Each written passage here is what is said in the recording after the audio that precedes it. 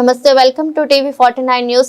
భారత కోకిలగా ప్రసిద్ధి చెందిన స్వాతంత్ర సమర యోధులు, స్వతంత్ర భారత తొలి మహిళా గవర్నర్ సరోజిని నాయుడు జయంతిని పురస్కరించుకుని జాతీయ మహిళా దినోత్సవాన్ని ఆళ్లగడ్డలో ఘనంగా నిర్వహించారు.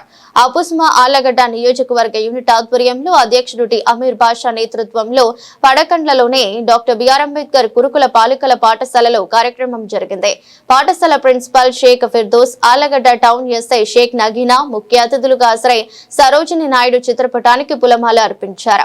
విద్యార్థులు దేశభక్తి నినాదాలతో సభను ఉత్సాహభరితంగా మార్చారు. ఈ సందర్భంగా ఎస్ఐ నగీనా మాట్లాడుతూ స్వాతంత్ర ఉద్యమంలో సరోజిని నాయుడు కీలక పాత్ర పోషించారని, మహిళా విద్య, సమానత్వం, సాధికారత కోసం చేసిన కృషి చిరస్మరణీయమని అన్నారు.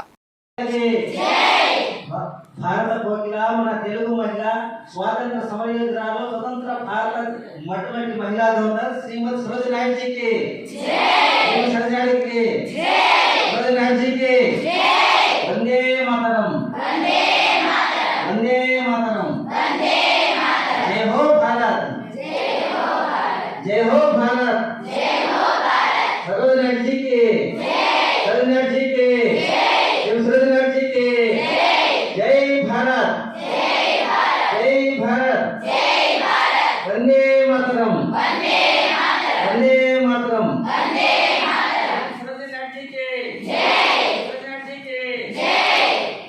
పిల్లలలో కూడా అందులో మన తెలుగు మాట్లాడినటువంటి శ్రీమతి సరోజిని నాయుడు గారు హైదరాబాద్ లో జన్మించడం జరిగింది.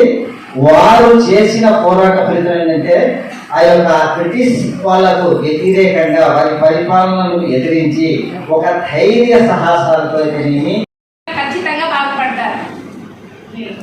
మా అమ్మ ఏదో పని చేస్తాంది, కూలి పని చేస్తాంది, నేను రేపు పొద్దున్న నలుగురిని కూలికి పిలుచుకొని పోయి పని చేసుకునే స్థాయికి ఎదగాలంటే అట్లీస్ట్ నువ్వేదో చెడిపోకుండా ఇద్దరికన్నా తీసుకుపోయి పని చేసే స్థితికి ఉంటావు. ఆలోచన అనేది మీరు రావాలి.